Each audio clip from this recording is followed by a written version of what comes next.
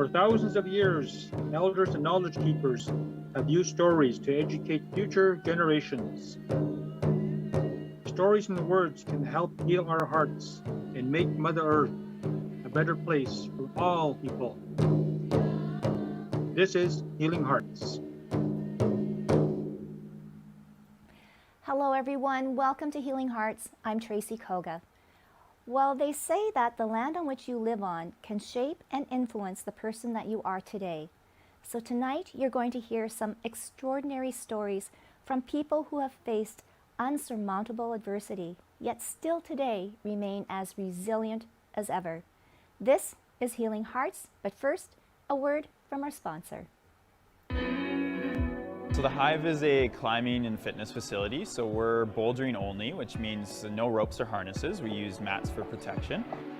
But the four pillars of our business are climbing, education, health and wellness, and community, and those aspects all kind of come together to create like a 5-star climbing experience.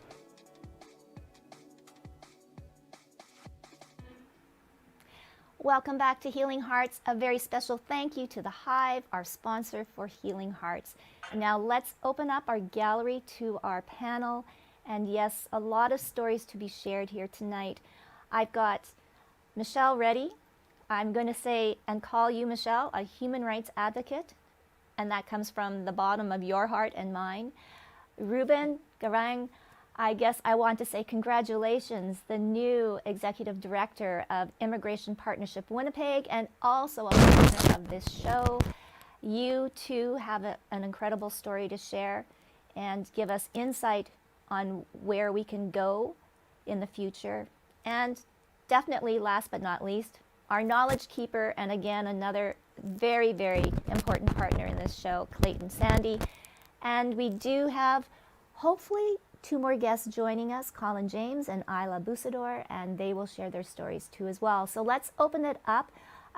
Ruben, I opened up the show saying that people, or I guess you, can be shaped by the land on which you live on, and also potentially influence who you are today. If you can kind of take your own personal story on your journey and how you came to where you are today and tie that all in, we'll start with you. Thank you for having me for the second time. I'm Ruben Garang. I just wanted to also to correct that my title is not executive director, it's a director. Oh, okay. And it's a new position, so you call me Ruben now. Very fine with that.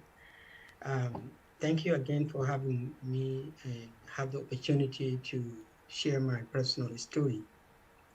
As you can see behind me in the picture is the based on from where I got it, is the picture of the river called River Nile. It's one of the longest rivers in the world. And I happen to be born along that river in, one of the largest swampy area also in the world, where my village was or is located. It's now, which is very unfortunate, 2 years underwater because of the climate change. And, Nile is the longest river that runs through so many African countries. And so it's being dammed also by major players. And so there's a lot of flooding. And my village is one of the areas that's been affected. So most of the people that I know are now in the displaced camped on the top of the people that were displaced by the war. So anyway, in short, I left that area in 1987, the beginning of 1987, when I was, a teen. And I left it because of the war. And before I left the area, as you can see, is a savanna area full of all kind of wildlife gazelle, giraffes, buffaloes, and, you name it. And because it's closer to the river, the grasses during the rain could be very tall than, my height. I'm sitting down, seeing how tall I am, and full of life, you know. But that life was disrupted when the war started, and I have to leave my parent, my sibling, the younger one, the older one, my mother, and the place that I had my education, which I, which is not a education to go and sit in the class, but education about life, about my relationship with the surrounding, my relationship with my father, Catholics, my relationship with the, extended family. I come from a clan system, and the place that I mentioned to you has been flooded, has been a place that we live in for generations. And the clans, and sub-clans multiplies, and it's a ranges of villages, say from, Winnipeg to Brandon. And if you go around in the villages, that's before, not now, but before, when I was a child, before the war, you know, you could be known by anybody as long as you mention who you are and mention your father names. They will, if they not related recently to you, they will know somebody from your sub clans, or maybe one of your aunts married to that family, or something. Somebody will know somebody from your family. So that make it look like it was a big family of people that you don't even know their names. But it was very comfortable that um, you always know that you are safe when you are in the area. So my interaction with the environment, my interaction with the people in the area shaped my life. But unfortunately, I have to leave my country. And when I was young, and I left, not because I chose to leave, but circumstances forced me to leave, and then I ended up becoming a soldier when I was very young, and live in the military life, guerrilla life, for a number of years before I deserted. But I think what kept me at that time was my earlier life before I left the village. And that's where I gain my strengths when things are not in order. There's always a spring in me of what the order means. You know, when things are tapped, then there's also inside me a feelings of how calm the situation used to be. When there was no love, then I would also remember, the kind of love that I received when I was surrounded by my own family, my sibling, my younger, my mother, my aunt, before I left my uh, country. When there's violence, then I would also know how elders and, community leaders deal with a situation to calm it down. And when there's a situation of justice, then I will also know that we're all human beings, we make mistakes, and people are always welcome back, and given chance to, to live their life collectively with people in the community.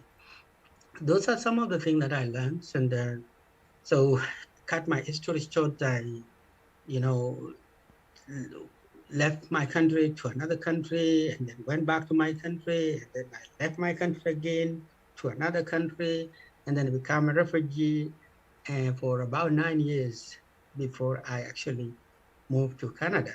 And so when I came here, at the age of 30 something, I have to, you know, start all over by going to high school, do upgrading, and then challenge myself to, go to the university. And ever since I'm here in Winnipeg, I only stayed in Calgary for 5 days before I moved to Winnipeg. So Winnipeg is my home, and enjoying staying here with people. Oh, well, and we're so fortunate to have you. Ruben, if you could just go back into your story, why did you have to leave your village at such a young age? If you can kind of expand on that, just so people can understand. So it's very difficult sometimes to point to one things, but I think, like we are interrelated in one way or the other, and sometimes things that happened far away could also impact people, from far away. So my country of origins is called the Sudan, and the Sudan is an African country, but it was colonized by the British. And before the British leave the Sudan, uh, they were based very much in Egypt, and Egypt is the northern country of the Sudan. And so they, had the influence of the Egyptian government. And so when they came to the Sudan to control the Sudan and formed what they think was the government, the first government of the Sudan, although Sudan is multi-ethnic, society with so many different ways of governance. They formed that government and with the influence of the Egyptians. So they ended up empowering, minorities, people from the Arab origins, to control majority of the Africans. And so going back to the 1950s, the country has been in a war of identity, marginalizations, and there was issues of religion, and where people ways of life were seen as evil, and that they should not practice what they used to practice, and people need to be introduced to Islam, and yeah, those elements. And then also when there was also influence of the Christianity later on, and very vast region with all the resources. So there was a lot of players in the situation. And so in my part of the Sudan, where I come from, our people resist, the people from the Sudan who were like controlling the whole country. And so they went to war with them in 1955, and they have a window of peace in 1972, but then again in 1983, the war broke out again. And that's the war that forced me to leave my village. And so I left with the, as I grow now, I kind of know that it wasn't a story that was told by, so the local people who joined the rebels had interest in young people to, to be indoctrinated and, taught their ideas so that they could possibly join them. But then also like the Sudan government had also bad intentions, like if they come and capture your village and you're a boy, your chances of survival were very limited, because they know that you will also resist. And I come from a village where the first group that rebelled, the first leader from the group that rebelled in the 1970s was from there. And then the guy who led the 1983 also was from my village. So my village was kind of seen as the rebellious kind of a place. So we did not have any liking from the government. So there's a lot of banning of the villages and forceful migrations and all those. And so I ended up walking from my country miles after mile, hundreds of miles. I don't know how many of you have heard of, there was a group that was recently called in North America here, Lost Boys of Sudan. I was one of those young people that tracked from the Sudan to Ethiopia in thousands. Yes. And we had to be camped by ourselves, stay by ourselves. Some of the things that I didn't mention, that one of the other things that also influenced my leadership role, because we had to take care of each other as a young children, and then there was kids that were more younger than Yes. myself. So And I assumed the yeah. responsibility of leadership. No, and that's such a poignant story, Ruben, and I think we're going to hear this common thread. Clayton, I'm going to go to you because I do see perhaps Colin has joined us. You can unmute yourself, Colin, and Clayton. Colin, do we have you on audio yet? Hello. Hello. Yes, yes, we've got you on Zoom and we've got your video. Hey, that's the biggest thing. I've done my job tonight, you know? And you know It wasn't you, it was me. I couldn't figure it out. So. Hey, it's a learning curve. Believe me. Do not feel ashamed. I've got whippersnappers here that think I am like cuckoo, but hey, hello.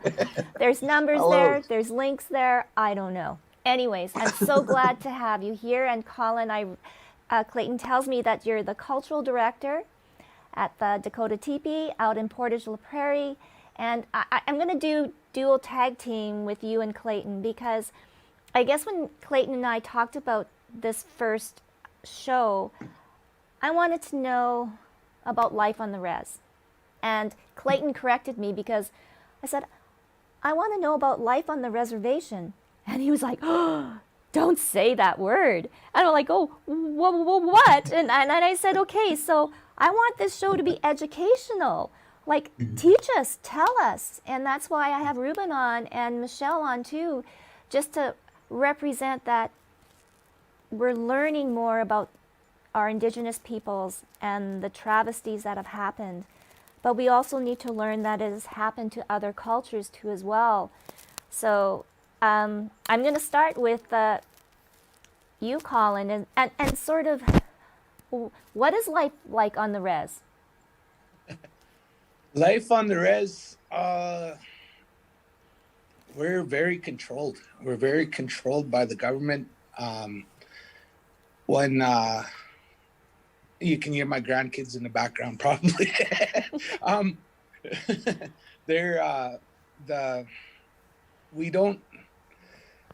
The reserve, one of my grandpas used to say there's two places set aside that in this world that have reserves, and that's in Africa and that's in North America.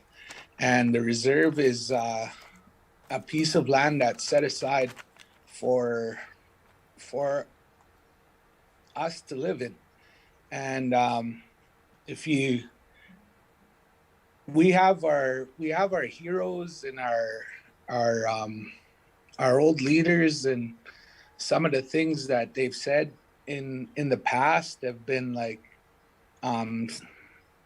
if you ever get a chance to watch the show Bury My Heart at Wounded Knee, in the end, Sitting Bull, one of our great chiefs, he talks about life on the res. He says, and he had the foresight to see it, that they're going to give us land, and it's going to be a piece of land for you and your wife and your children, and it's not going to sustain. It's probably just going to sustain you and your wife. It's not going to sustain your children. They're going to be cutting off the future generations, and that's how it goes. Because right now we have 2 acres of land at Dakota Teepee, and as a Dakota, we don't recognize the borders between Canada and the United States. And up here in Canada, this is our northern hunting grounds, like traditionally a long time ago. So when we had our battle with the US government, and then we came north, and this is our northern hunting grounds, but they put a border up which kind of shielded us from the wrath of the Americans, and they called us hostile. So that's we were, this was our land before, and now they call us refugees in Canada. So the Dakotas, they look at us as refugees. We weren't here before. But if you there's documentations, if you read Charles Eastman's books, that's one of our old an old doctor who's actually in that show too, Bury My Heart at Wounded Knee. As a child, he talks about playing along the Assiniboine, and there's so many different stories and so much archaeological evidence that we were here. So it's not recognized, and it's Canada, and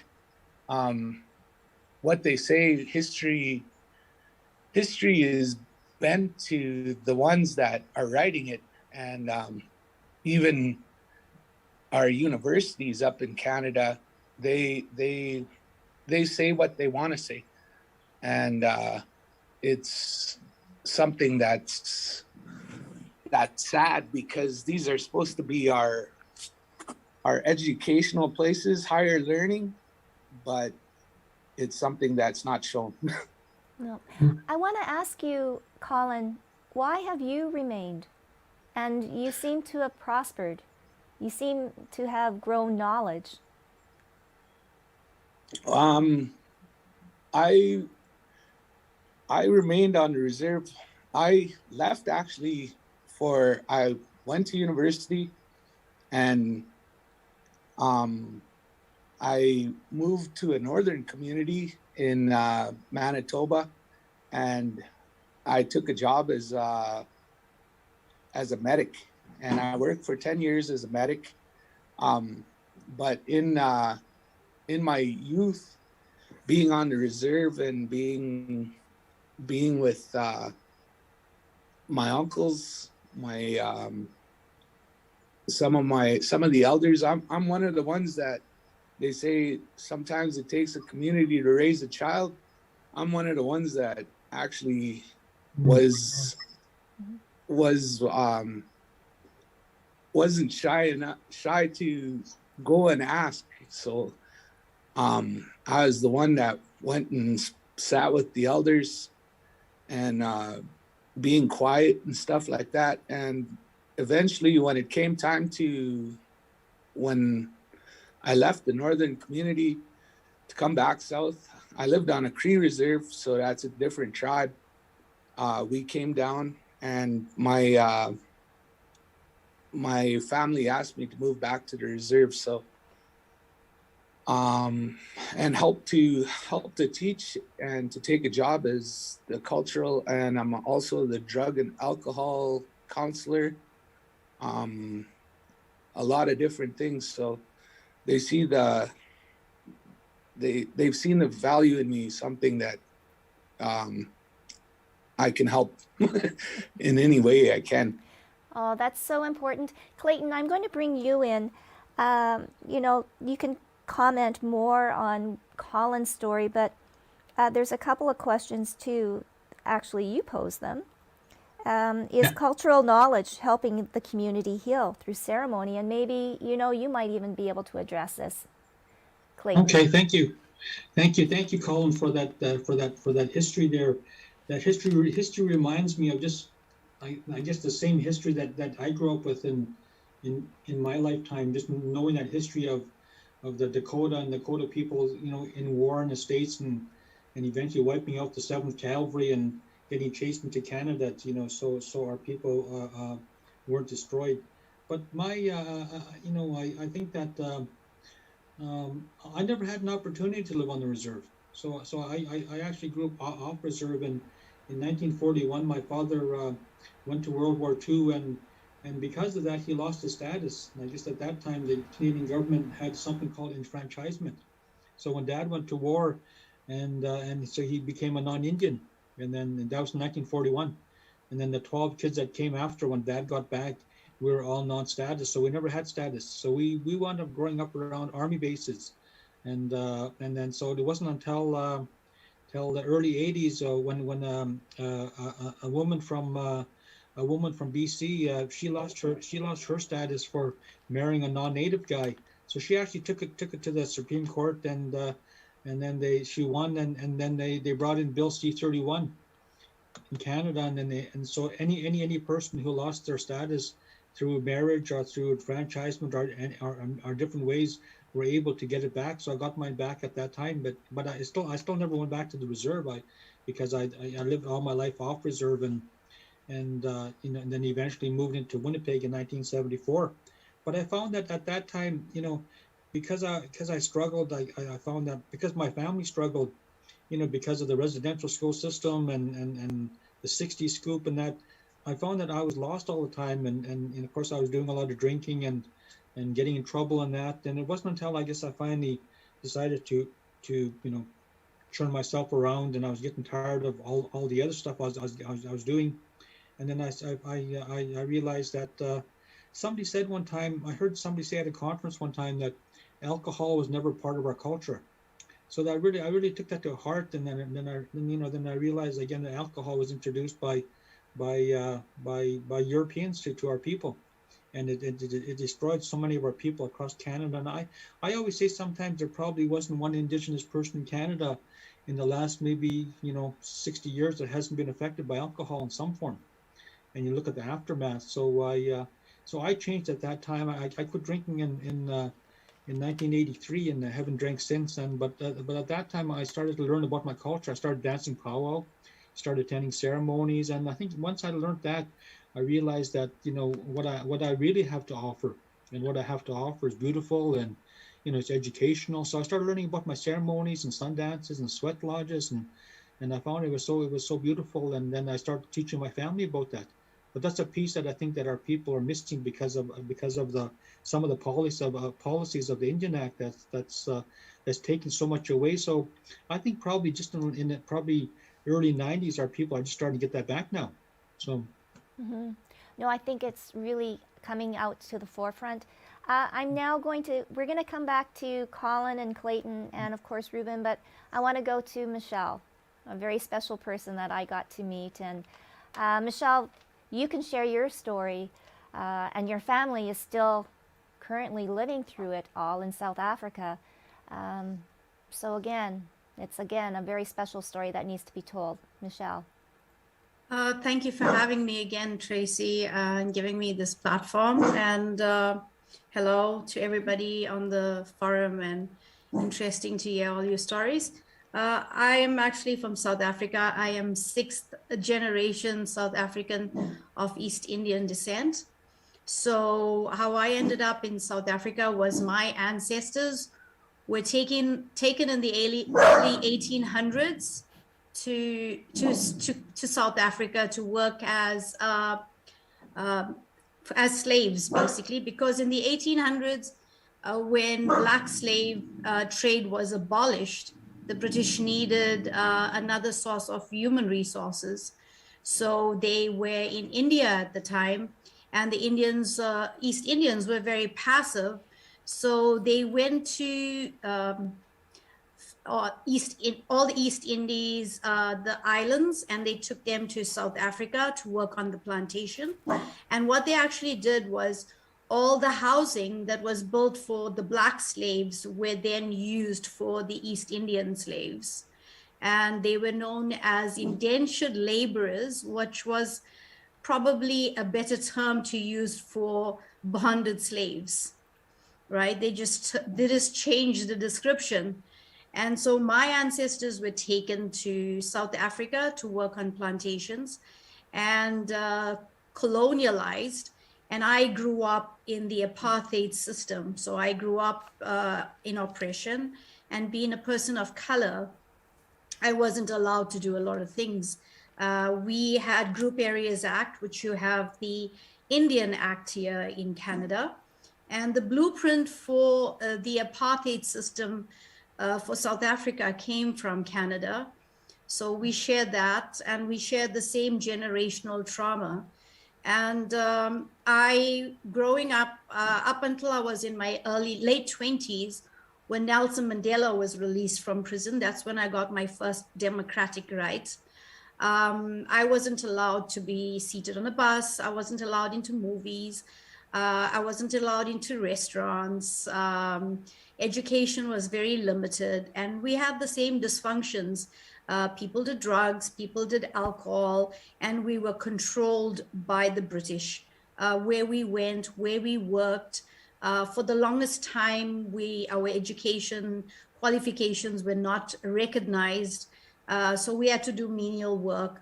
And up until today, the after effects of an apartheid system is very much alive. I mean, you no longer have it as a law since 1995. And what's amazing is in 1996, the residential school system was closed. And in 1995, apartheid ended in South Africa. So there's the correlation is there in growing up in poverty, growing up feeling like you don't belong, growing up in a system that eroded your confidence constantly, made you feel different constantly. You couldn't ask questions because if you questioned the white government or well, you had two types of colonialization. You had the British and you had the Dutch. So the British, the Dutch made it the law, but it was the British that created the segregation. So living in South Africa, we had curfews. We couldn't go into white areas. We couldn't buy homes in white areas. We were not allowed into restaurants, but the only thing they allowed us to do was shop in white shops. So our money was good, but we were subhuman. We were treated without any dignity.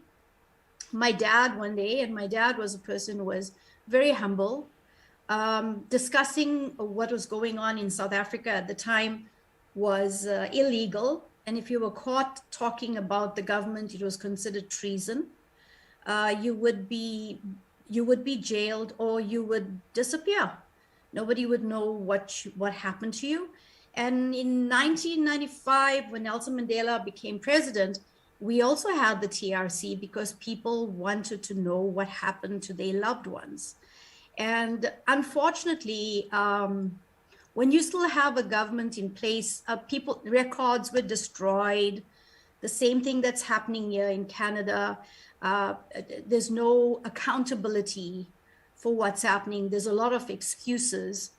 And the devastation that it leaves is felt for generations and generations.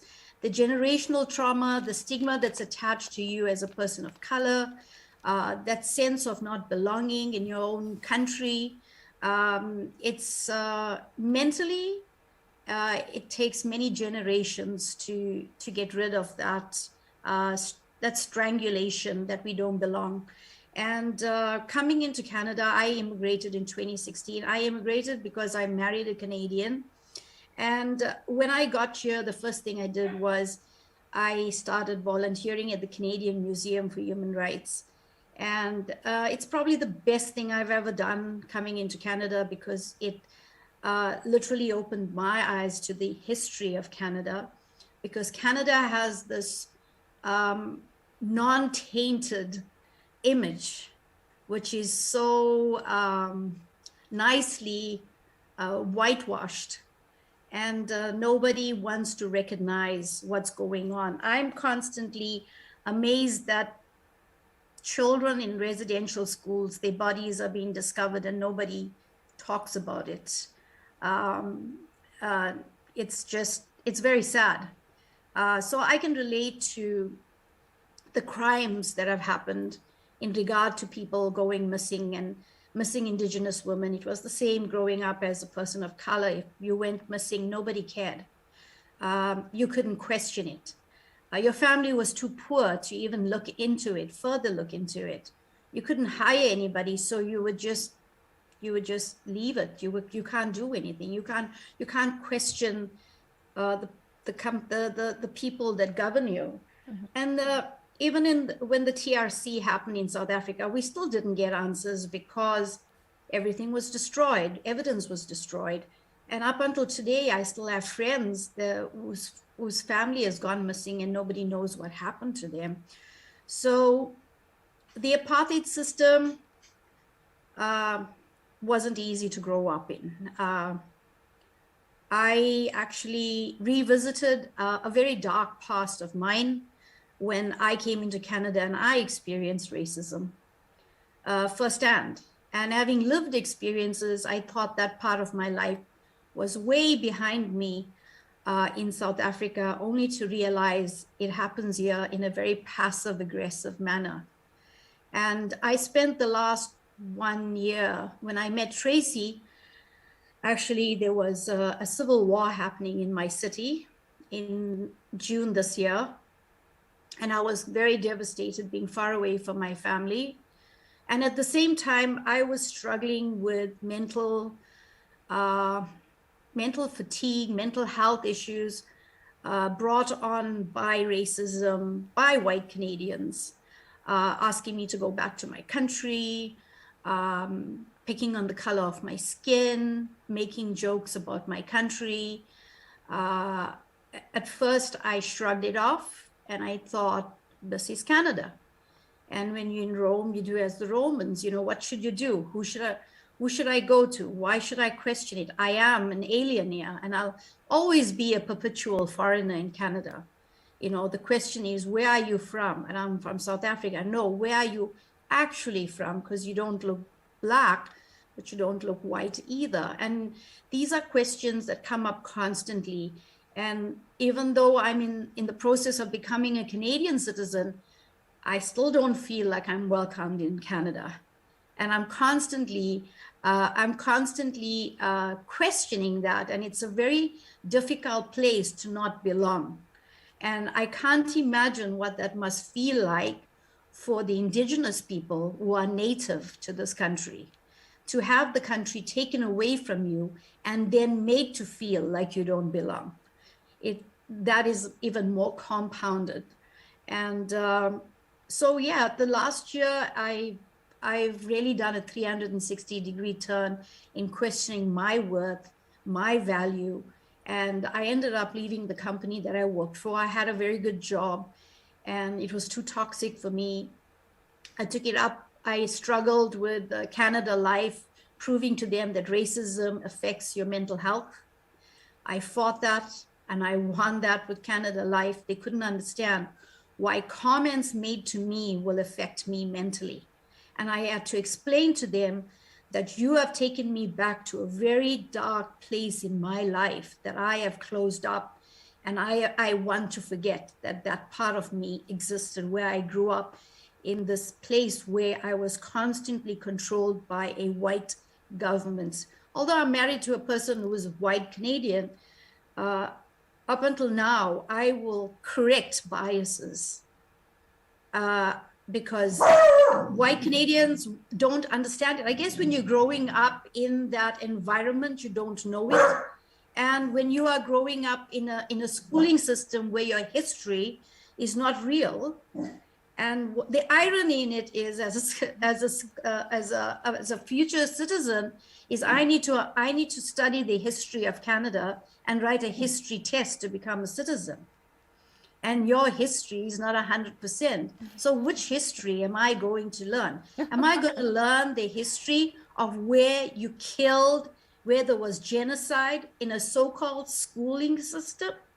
Or am I going to learn the history of who actually discovered the Indians in North America? Well, I know. Yeah, I'm going to just interrupt you there because that's a wonderful endpoint and a very great question then to ask Colin, Ruben, and Clayton. History. Do we rewrite it? How do we rectify this problem? And Michelle has brought it up. She wants to be a Canadian. So, Ruben, you've been quiet because you talked first. And now with your new position at IPW, I mean, you know, welcoming immigrants and helping them assimilate, right? Or to a certain degree. You might have to unmute yourself. It's not easy questions. I think it was today actually when I was, listening to the news, and there's that story where on the news where, a teacher used N-word in the class, and got media attentions. And the discussion is this word should not be used. We're not using that word anymore. But did people just change, maybe not to use the word, but the system has not changed? Those are the real questions that we should be asking ourselves. Because so one word that they said, there is a drive why the person reached that conclusion to use the words. There's a mindset. And because, we claim to be, good, sometimes we don't look deep in us as human beings and be able to change the mindset and change our society in a kind of a more effective and inclusive way. And so the challenges of us coming here, to settle and integrate, like I shared my story, there are reasons why people leave. Michelle has shared hers, and coming here was dream and hope, and even though one cannot compare where, like I say, for example, I left my country because of the war, you know, there's a peace of mind here. This is it's the reality. It's calm compared to, the time when there was a war in my country. And like I mentioned earlier, I have seen when there was stability in my village and when there was war. And so the question is, how are we going to write the history? I think there should be more of forums like this, where we have to really initiate honest discussions, to speak to our minds and our hearts in a way to change ourselves and to change the system. You can imagine how difficult it is when you have a dream of coming to this country that you are told that look like a paradise, and then you come here and the realities of life kick in. No. And any other difficult thing that we encountered, the most painful one is when you are subjected to systemic racism. Most definitely. And I Yeah, think too, yeah, Ruben, I think it's bias too. And we need to have these open discussions to recognize our biases and to educate. So I'm going to call in now. I mean, you've heard Michelle's story and you've heard Ruben's, like, about how do we retell our history and make it honest and real. Not only for the people, not only for us here, but for our future generations, right? To know the truth. So I'm calling, like, living on the res. Let's go with the positive aspects of it. And, things that we may not know. The positive aspects of living on the res, we can go through all you have a list that would go from here to Portage. It's a couple of kilometers away, but you could have the negative about it and that, but the positive, one of the positives for me is family. I can go outside. My neighbor is my cousin. My next door neighbor is my nephew. I got my nephew across. I got everywhere I go, I have family there. And I like I said, I talked to my uncles and my aunties a long time ago, and they said, well, I asked them about residential school, and they said one of the things that residential school made was they broke the connection between us and the community. When some of them left and they came back, some of the elders died, and they felt like they didn't have a place. They felt like they weren't they didn't have a home here anymore because of the way it was. And part of it is us treating each other like family, and we have a different mindset as Dakotas. We try to. It's not about how much you make and how the riches of everything. And that's what Canada is built on, is the greed of the colonizers. So, but it's what we can give and what we can, how we look after each other as a family.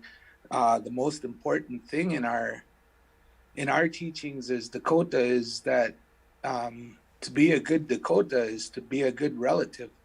And in that teaching, as you take it further spiritually, then all of a sudden you figure out you're related to everything on this planet, you know, everybody, everything.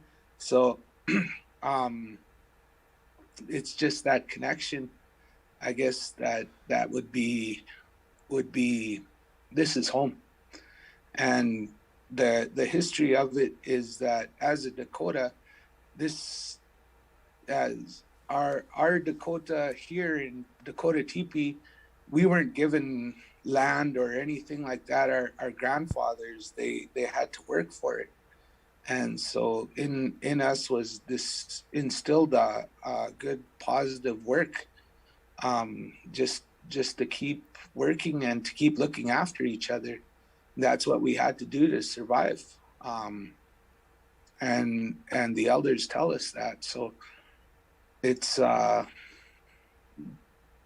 when they try to, being Dakota, we always have our stories, as Clayton said, about this wiping out the 7th Cavalry and stuff like that. We are very resilient and very very strong in our ways. So if going back to the old sayings, is one of the old medicine men said, if God intended me to be white, I would have been born white, you know. So I'm born a Dakota, and that's how I am. And Blehemiche is that I'll face the storm. I'll get through the storm. I'll get through whatever comes my way. And it's just our resilience to stay alive as a people. Wow. And it's dying, our ways. And but that's the strength that we have, just to keep it going. No. Well, hopefully we can change it. Clayton, I have a question for you. And I know you had given me another question on the relationship with Indigenous and Northern Affairs. Is that working, and has anything changed? Maybe that's a question for Colin to answer. But I think I want to ask you, and I'm curious, the Indian Act, should it be abolished? Should it be changed? Yeah, well, just from what Michelle talked about, about the act and in her homeland and the act here, and it just kind of binds you. And basically, we have a saying that the Indian Act controls us from the time we're born until the time we die, and basically that's basically it. So, until that's removed, a lot of our people can't do a whole lot and grow, and when you combine all the reserve land in Canada, it only comes out to 0.2%. Like all the reserves in Canada come 0.2% of all the reserves combined in Canada. And then I still wonder how come the oil companies still want to go across our land? It just bothers me when I think about that. And they still want to take our land away from us, and we have nothing left. But it just really bothers me.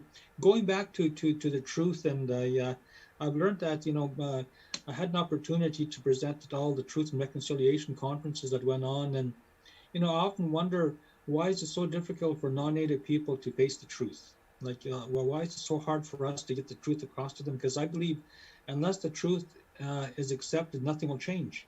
So I'm not too sure why, because we're talking like generations after all this stuff have happened, and they're not to blame, but they still won't accept the truth.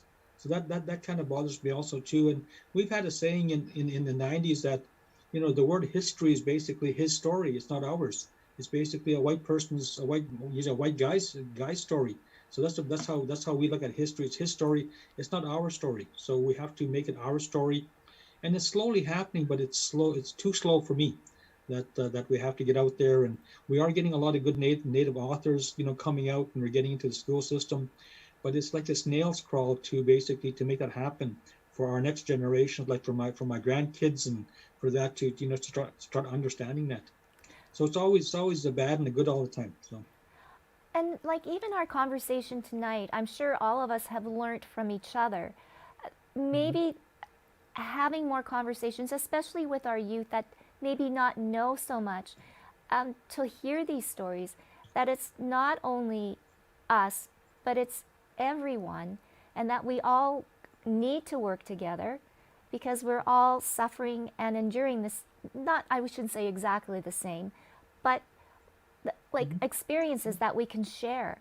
And I think sharing is the most important word, right? And sharing can lead then to understanding, and understanding will then lead to accepting, and then accepting the truth, which is what you want.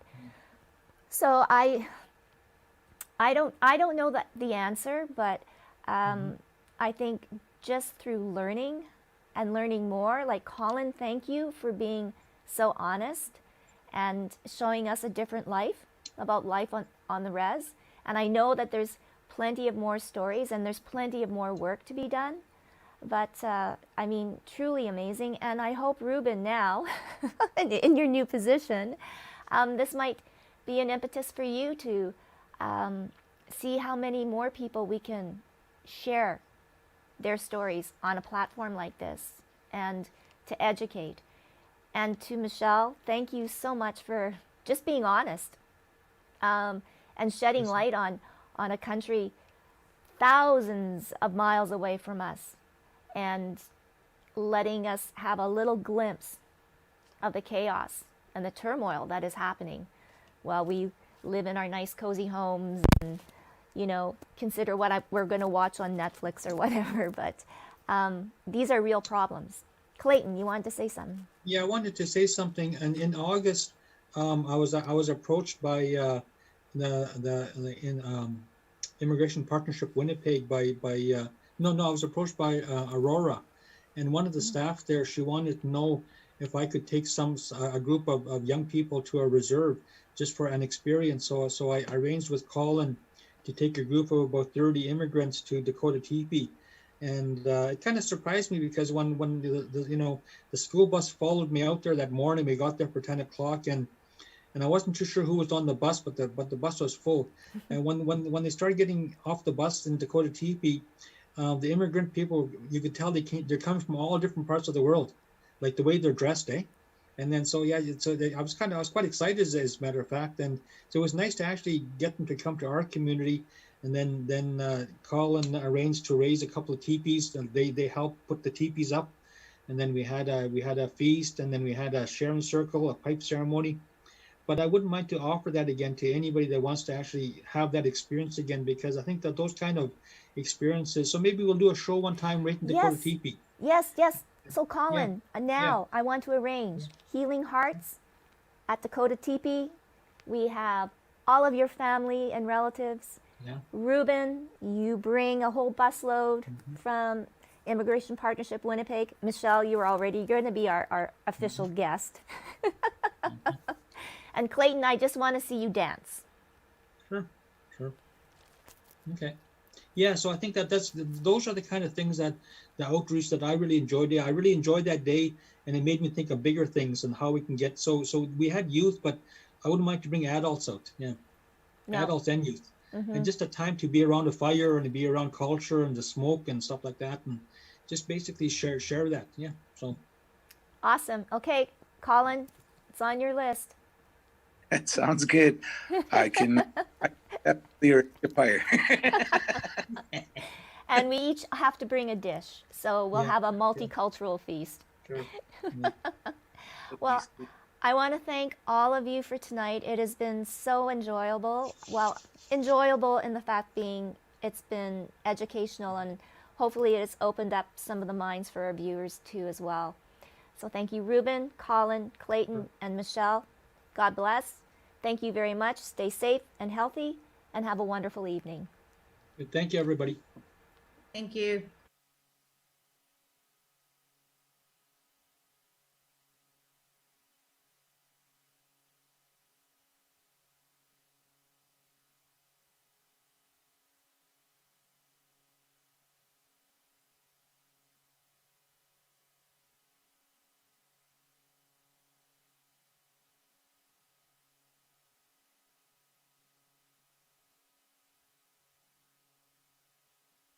Couldn't join.